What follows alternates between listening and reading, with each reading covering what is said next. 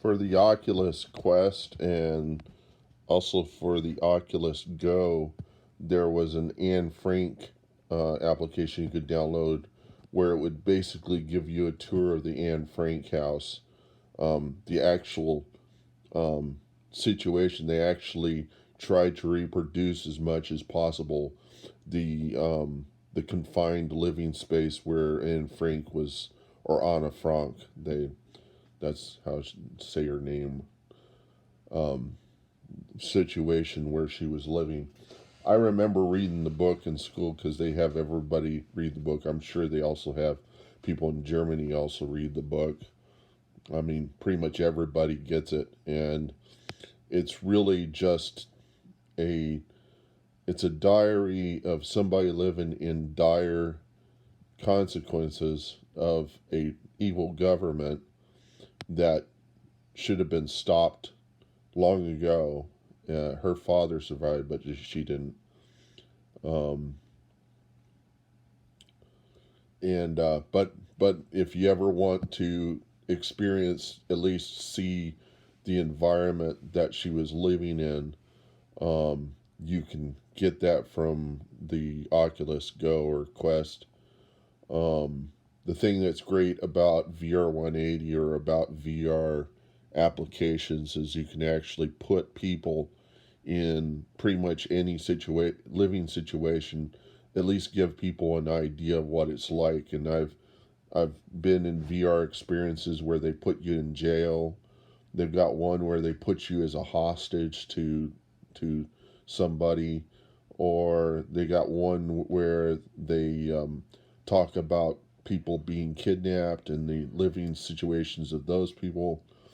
Um, they put you in a tribe far off so you can see what.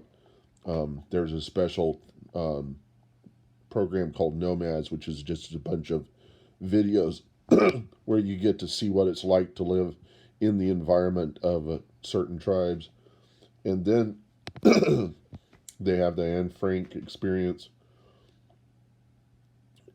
And they got one for invisible people where they put you in a situation of being homeless and show you what it's like to live in a tent.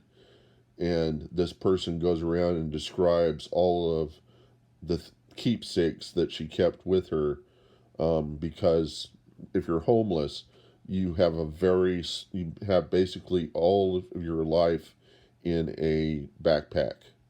So all you keep those things with you because they help you survive. They help you think about what you once had, and it keeps your mind occupied so that so you're not depressed by your environment. And this lady that was in that application remembered that when she was a horse trainer and she could do horse training, but now she's dealing with homelessness. And she says, "What if you came out to be a horse trainer? You did your job, but the person you work for died, and you lost your job.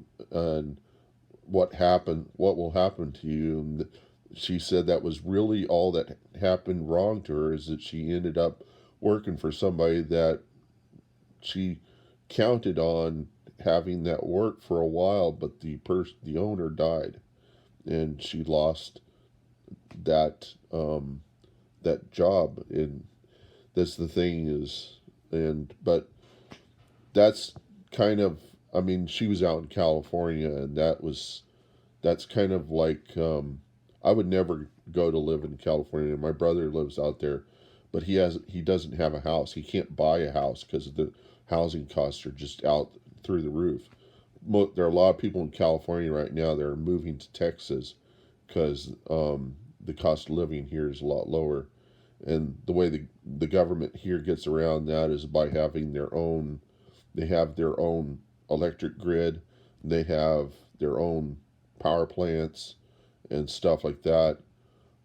They try to keep themselves separate from the taxation situation that the government's going through. A lot of people say that Texas is more free than the rest of America. Um, People here tend to live a better life. I don't know. But I do know that there's also a lot of bad situations. It's not going to be better everywhere. Every place has a different standard of living or way. You know, there's always advantages and disadvantages to every place in America. I've been told Oregon is not really good right now. Portland's awful. Someone told me I got these opinions from people in alt space. That's a good place to go if you're thinking about moving somewhere.